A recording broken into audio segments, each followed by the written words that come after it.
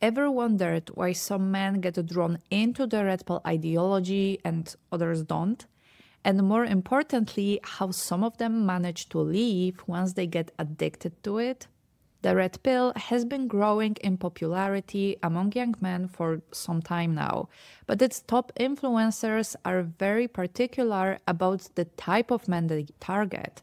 According to a study from 2023, it's vulnerable men who are most likely to get into it. Vulnerability in this case means experiencing dating issues, relationship failure, being sexually inexperienced, or going through difficulties in life. As for the reasons for joining the red pill, some former red pillers also mention troubling relationships with their fathers, while others talk about bullying and loneliness. To those young, vulnerable men, the red pill ideology offers a way out of those problems. A lot of them don't look for misogynistic content, they get drawn into it by the algorithm. On Reddit communities for ex-red pillers, some men admit that they stumbled onto the ideology by accident. I started browsing Looksmax 2 months ago. I found a thread about COVID vaccine, and from there I started browsing the forum for hours, one of them wrote. Some admit that they feel manipulated into buying into the red pill's agenda.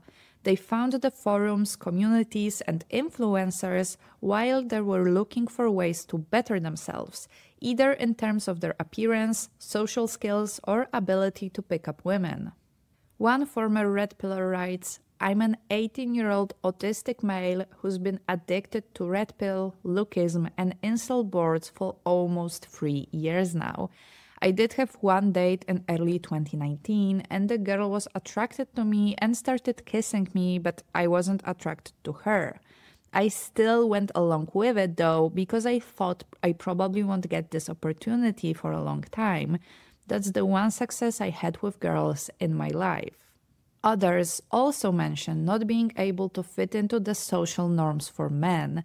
Young men are often pressured to adhere to gender norms and to demonstrate themselves as sexually experienced to prove masculinity. The former red pillars emphasize feeling miserable for not having a girlfriend or not having had sex.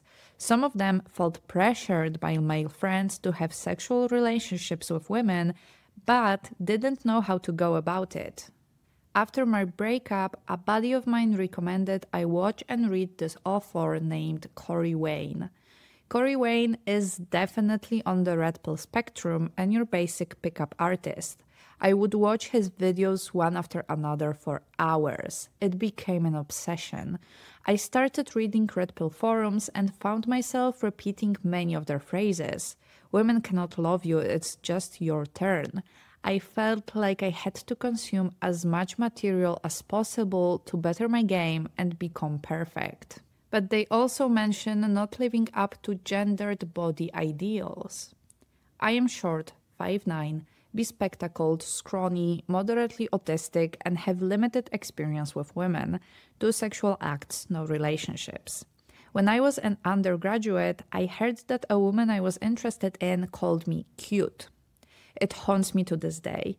Cute is only a compliment to infants and puppies, not grown men. Cute men are the sort of men who get cheated on.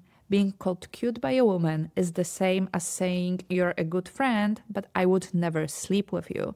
If someone calls you cute, that means they do not take you seriously.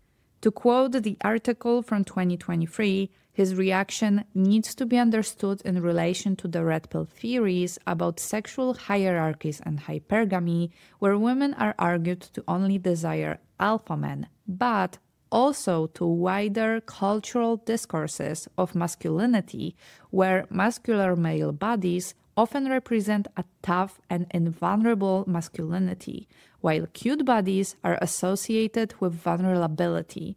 In the narrative, cuteness becomes connected to beta men and something of the antithesis of alpha masculinity. Alphas are considered handsome, tough, sexy, and desirable for women, whereas cute men, particularly if they are short and skinny as this narrator, are regarded as soft, less masculine, and consequently not sexually desirable. All those rigid gender norms lead to men getting almost addicted to the red pill content. First, they stumble upon it accidentally, then they very quickly start spending a lot of time on forums and binging content. One former red pillar says, "I was 16 when I discovered and fell for the red pill. I'm 18 now. I went through a phase where I genuinely believed everything the red pill teaches, which I hate myself for to this day. This made me paranoid around women, hating other men who simp. I became obsessed with red pill content to the point where it would be the only content I watched on YouTube. And over time, I absorbed the propaganda and swore to myself I would never get into a relationship in my life."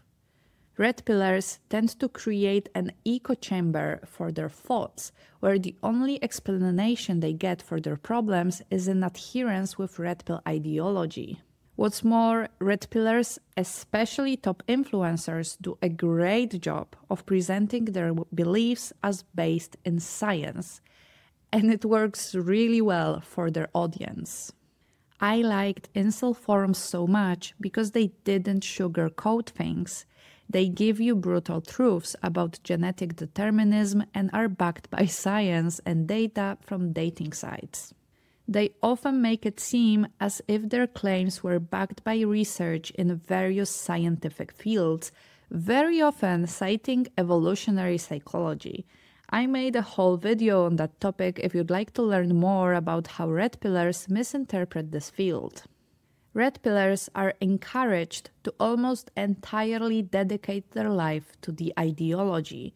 They often start to work out, change their eating habits, and adopt various tactics that are supposed to help them in social situations.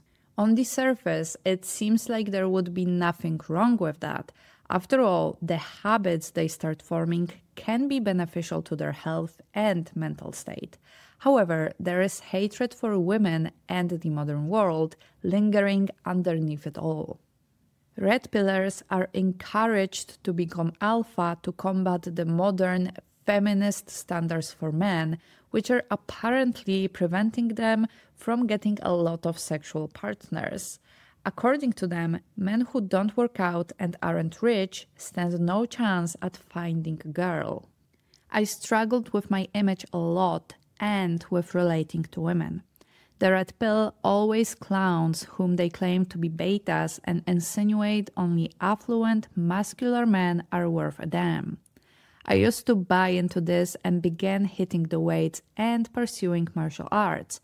However, a back injury, neck injury, and degenerating hands and wrists prevented me from doing this long term, and I, at times, used to struggle with not being able to achieve the alpha status as a result, and at times felt like less of a man.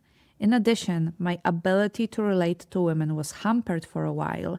I used to believe, because I was not the red pill's vision of a virile, desirable man, that anytime a woman showed me attention, it must have been because she saw me as weak and sought to exploit me as her beta bugs. However, some of them sooner or later realize it's not actually real. What the red pill is feeding them is lies that don't help them get girls nor be happy.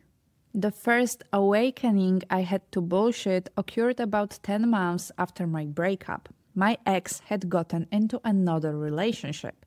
I told myself it was probably some alpha male chat and that she was hypergamous. Funny enough, it was not. It was a girl. My ex had told me she was bisexual during our relationship, so it makes sense in retrospect. The red pill was utterly wrong. She was not riding the cock carousel and searching for the best alpha, not in the slightest. I then noticed things in my personal life that went directly against red pill teachings. My brother, a man who has battled drug addiction since he was 17, was in a healthy, stable relationship, and his girlfriend genuinely cares for him and is always trying to help. He is not rich, a chad, and indeed not what red pillars say women like, yet he found love. Some other guy said, I left it just a few weeks ago. I somehow managed to come to my senses and question everything these guys said. They keep saying, trust no women, all women are like that, which just seemed ridiculous to me. How can half the population even behave the same way? Just like men, every woman has an individual personality. There are shitty men as well as shitty women. Others mention actual damage to their mental health or social life. After all the hours of listening to their theories and eventually stopping, I started to feel weird. I feel like not me at all. I feel like my brain is melted. I feel like I can't socialize and now have no friends. I mean, I have a girlfriend and I feel like I do not even deserve her. I want the old me back. Those who entered the red pill community to find a solution to their problems often end up worse off than they were at the beginning. The red pill sells them the idea that if they don't adhere to certain norms, they will never be happy. But in the pursuit of said norms, they end up hating everyone and everything around them. They distrust women and compete with other men on a daily basis. All of that fills them with hatred, which takes a toll on them, especially their mental health. Those who are lucky enough to notice this quickly retract and hopefully manage to at least get back to the state they were in before entering. However, some of them unfortunately admit something else. Once I had unlearned the red pill, I felt like the damage had already been done, as it's irreversible now. I trained my brain so well that I cannot feel romantic attraction to anyone now. Also, it makes me feel kind of like a shitbag for only feeling sexual attraction towards women. The red pill takes young and vulnerable men and fills them with hatred and misogynistic propaganda. It promises confidence and status, but leaves them sad and lonely.